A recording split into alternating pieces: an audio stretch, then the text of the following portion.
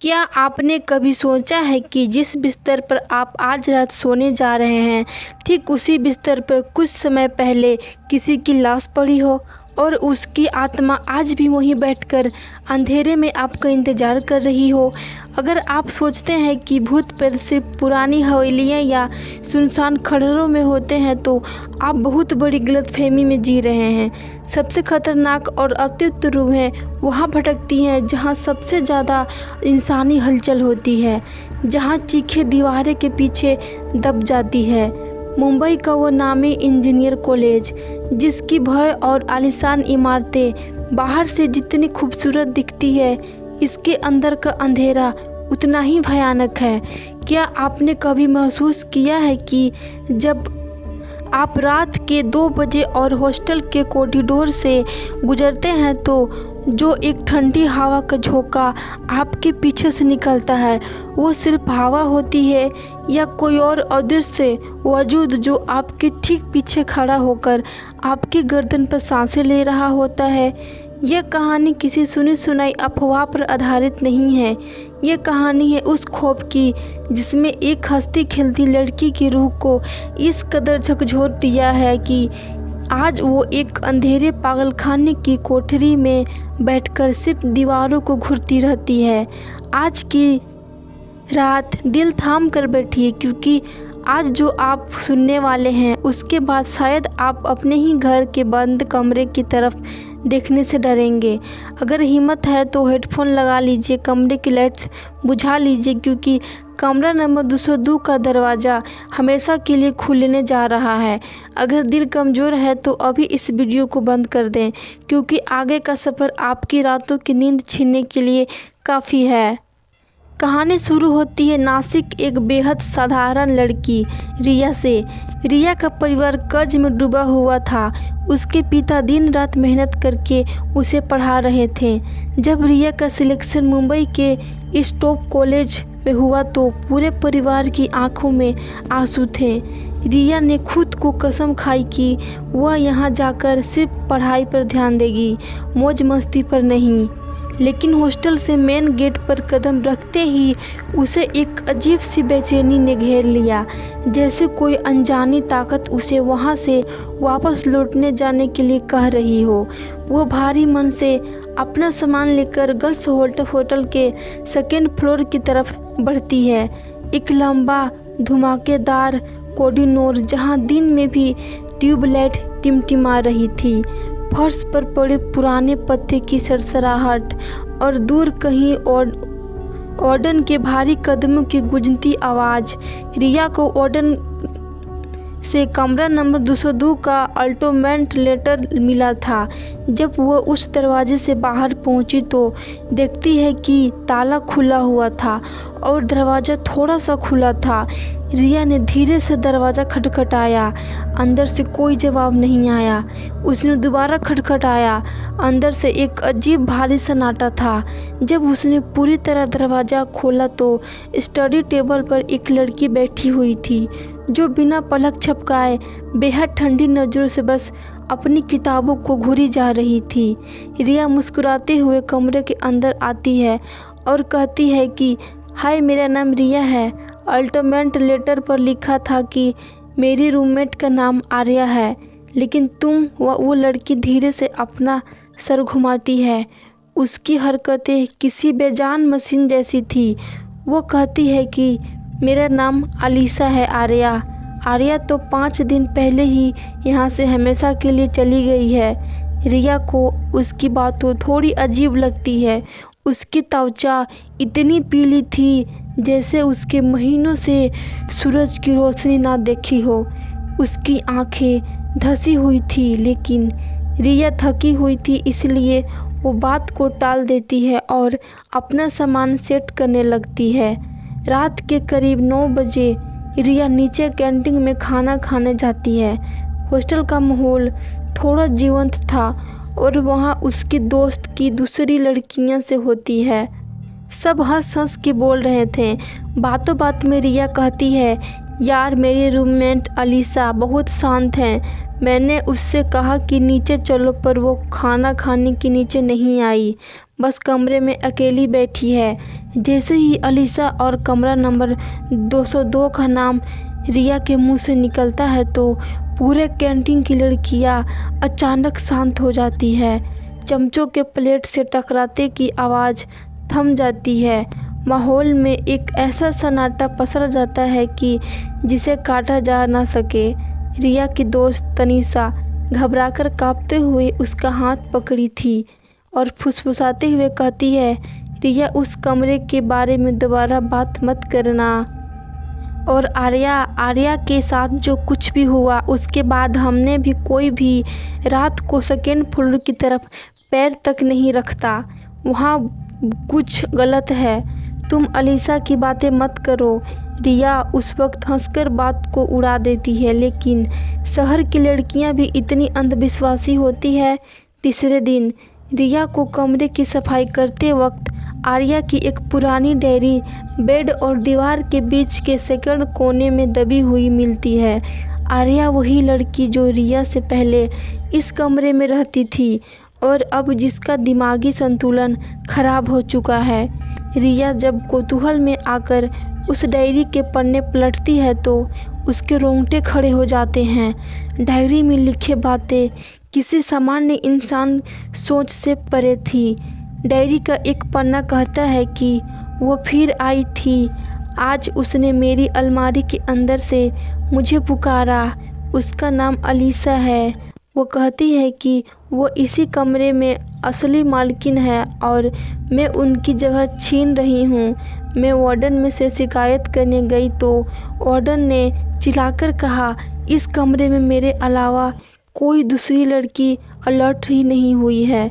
क्या मैं पागल हो रही हूँ? मुझे रोज़ दिखती है। अगले पन्ने पर लिखा था, रात को जब मैं सो रही थी तो मुझे अपनी छाती पर एक भयानक भारीपन महसूस हुआ। दम घुटने लगा। जब मैंने अपनी आंखें खोली तो अंधेरे में अलीसा मेरे ऊपर बैठी थी। उसका चेहरा पूरी तरह से काला और सड़ा हुआ था और वो मेरे कानों में ठंडी सांसें छोड़ते हुए फुसफुसा रही थी, तुम मेरा कमरा छोड़कर क्यों नहीं जाती? अगर नहीं गई तो मैं तुम्हारी रूह को भी यही कैद कर लूँगी। और डायरी के आखिरी के 10 पन्ने पर किसी पेन से पागल की तरह हजारों बार सिर्फ एक ही शब्द घसीट कर लिखा गया था, दस्तक दरवाज़ा। अलीसा दस्तक बचाओ। रिया का हाथ कांपने लगा। वो डायरी बंद कर देती है। उसे समझ नहीं आ रहा था कि आर्या ने ये सब बात क्यों लिखा, क्योंकि अलीसा तो अभी भी उसके सामने उसे स्टडी टेबल पर शांत बैठी थी, या फिर उसे वो देख ही नहीं रही थी। वो सच में अलीसा थी या कोई और? खौफ का असली तारंग उस रात शुरू हुआ जब रात के ठीक 12 बजे रिया कॉरिडोर से गुजर रही थी। हॉस्टल की सारी लाइटें बंद थी, सिर्फ एक पीली ट्यूबलाइट टिमटिमा रही थी। अचानक रिया को अपने ठीक पीछे किसी लड़की के फुट फुट कर रोने की आवाज़ें आ रही थी। सिसकिया की आवाज़ इतनी दर्दनाक थी कि जैसे कोई अपनी आखिरी सांसें गिन रहा हो। रिया ने कदम फ्रीज हो जाते हैं। उसकी रीढ़ की हड्डी में एक बर्फीली सिरहन दौड़ जाती है। वो धीरे धीरे से पीछे से मुड़ती है।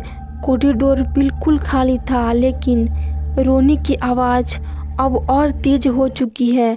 ऐसा लग रहा था कि कोई अदृश्य मौजूद ठीक उसके चेहरे के पास खड़ा होकर रो रहा है। रिया के मुंह से डर के मारे चीखने के बजाय सिर्फ एक नाम निकलता है, आर्या क्या तुम हो? और अचानक वो रोना बंद हो जाता है। पूरे कॉरिडोर में मौत सा सन्नाटा छा जाता है। रिया अपनी पूरी ताकत से भागकर कमरा नंबर 202 के अंदर घुसती है और कांपते हुए हाथों से कुंडी लगा लेती है। बेड पर अलीसा बैठी हुई थी। अलीसा बिना पलक झपकाए रिया को देखती जा रही थी और बहुत ठंडी आवाज़ में कहती है, तुमने भी उसकी आवाज़ सुनी ना? अच्छा हुआ तुमने उसे सिर्फ सुना। अगर तुम उसकी आंखों में देख लेती तो तुम्हारी रूह उसी वक्त तड़प उठती। वो बाहर खड़ी है रिया, वो अंदर आना चाहती है। ठीक उसी पल कमरे के भारी लड़की के दरवाजे पर एक जोरदार धमाका होता है। बार बार कोई बाहर से पागलों की तरह अपने नाखून से दरवाजे को खोलते हुए उसे पीट रहा था। रिया अपना कान बंद करके बेड पर बैठ जाती है और खुद को कंबल में पूरी तरह छुपा लेती है। दरवाजे को पीटने की आवाज़ें रात के 3 बजे तक लगातार चलती रही और फिर जैसे ही सुबह की पहली किरण आई सब कुछ अचानक शांत हो गया। अब कहानी में वो खौफनाक मोड़ आता है जो इस पूरे हॉस्टल की नींव को हिला देता है। रिया डर के मारे तनीषा के जरिए कॉलेज के एक बहुत पुराने पीयूष रामू काका से मिलती है। रामू काका पिछले 30 साल से उसी कॉलेज में थे। वह रात के अंधेरे में हॉस्टल के पीछे बनी पुरानी कैंटीन के खंडहरों के पास रिया को वो खौफनाक सच बताते हैं जिसे कॉलेज प्रशासन ने पुलिस को पैसे देकर हमेशा के लिए दबा दिया था। रामू काका कहते हैं, बेटा आज से ठीक 2 साल पहले अलीसा इसी कॉलेज की सबसे होनहार और शांत छात्र थी, लेकिन उसकी मासूमियत ही उसकी सबसे बड़ी दुश्मन बन गई। मैकेनिकल डिपार्टमेंट का एक बेहद खुददार और रॉकस्टार इमेज वाला प्रोफेसर जिसकी गंदी नज़र अलीसा पर थी, वह एक्स्ट्रा क्लासेस और प्रैक्टिकल के बहाने अलीसा पर घिनौना दबाव बनाने लगता। एक तूफानी रात जब पूरा हॉस्टल भारी बारिश और बादलों की गड़गड़ाहट में डूबा हुआ था, वो प्रोफेसर जबरदस्ती गर्ल्स होटल के 2nd फ्लोर पर अलीसा के कमरे यानी कमरा नंबर 202 में घुस गया। अलीसा अपनी इज्जत और जान बचाने के लिए नंगे पैर उसे ठंडे अंधेरे कॉरिडोर में भागी।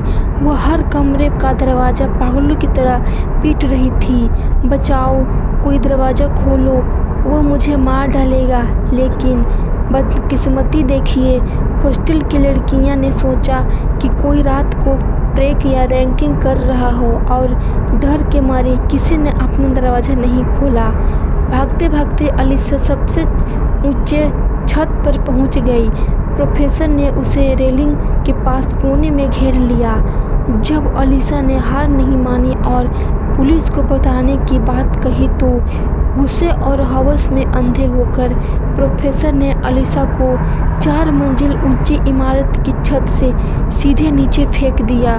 अलीसा के शक क्रैकिंग के फर्श पर टकराया और उसकी तड़पती हुई सांसें वहीं थम गई। लेकिन मरने से पहले उसकी रूह ने उस कॉरिडोर और उस कमरे को अपना ठिकाना बना लिया।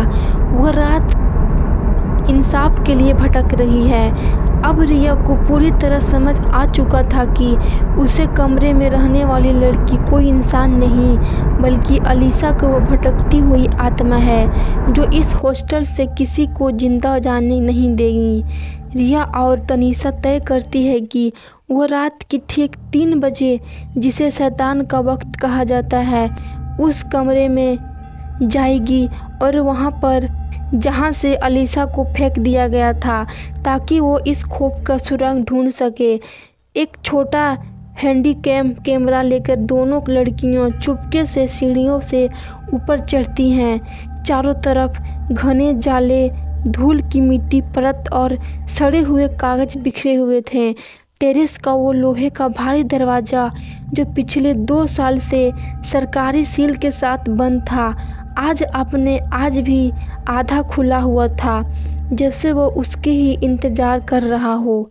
जैसे ही वो दोनों टेरेस पर कदम रखती है, हवा का तापमान अचानक इतना गिर जाता है कि उसके मुंह से भाप निकलने लगती है। तभी हैंडक्रिंग की स्क्रीन अजीब तरह से झिलमिलाने लगती है, जैसे कोई तरंगा मैग्नेटिक इंटरफेरेंस हो। कैमरे के लेंस के जरिए उन्हें टेरेस की रेलिंग पर एक धुंधला साया खड़ा दिखाई देता है। वह साया धीरे धीरे उनकी तरफ पीछे मुड़ता है। उसका आधा चेहरा बेहद खूबसूरत था, लेकिन बाकी का आधा चेहरा क्रैकिंग पर गिरने की वजह से पूरी तरह कुचला हुआ था। सांस के लोट थोड़े-थोड़े और सूखे खून से लथपथ था। तनीषा डर के मारे अपनी पूरी ताकत से चीख पड़ती है और कैमरा उसके हाथ से छूटकर गिर जाता है। तभी वो साया हवा में तैरती हुआ अपनी उंगलियों को फैलाने की उनकी तरफ बढ़ने लगती है और उसी पल नीचे कॉरिडोर के सारे कमरे के दरवाजे एक साथ पागलों की तरह पीटे जाने लगते हैं। बार बार ऐसा लग रहा था जैसे हॉस्टल की दीवारें चीख रही हो और दोनों लड़कियां बदहवास होकर नीचे की तरफ भागती है। अगली सुबह रिया कॉलेज के प्रिंसिपल के ऑफिसर में से मिलती है। उसकी हालत देखने लायक नहीं थी। उसके कपड़े फटे हुए थे, नाखून से खून बह रहा था और आंखों की पुतलियां फैली हुई थीं। वो पागलों की तरह कांप रही थी। प्रिंसिपल और वो पीयूष उसके ध्यान से देखते हैं और उनके चेहरे पर कोई गुस्सा नहीं था, बल्कि एक गहरा ठंडा खौफ था। रिया हाँफते हुए चिल्लाती है और कहती है, सर मुझे अभी के अभी हॉस्टल छोड़ना है। कमरा नंबर 202 में अलीसा का भूत है, वो मुझे मार डालेगी। मेरी रूममेट अलीसा एक चुड़ैल है। प्रिंसिपल धीरे से अपना चश्मा उतारते हुए कहा, उनकी आंखों में नमस्कार दोस्तों, क्या आपने कभी महसूस किया है कि सन्नाटा भी बोलता है? काली रात, गांव की कच्ची सड़कों और दूर कहीं कुत्तों का रोना, जब ये सब एक साथ मिलता है तो जन्म लेती है एक ऐसी दस्तक जो सदियों तक जिंदा रहती है। मैं हूँ सुषमा कुमारी, आप देख रहे हैं खौफ की परछाई। आज की कहानी किसी फिल्म की नहीं है, बल्कि उन बुजुर्गों की है जो आधी रात को घर से निकलने से पहले 10 बार सोचते हैं।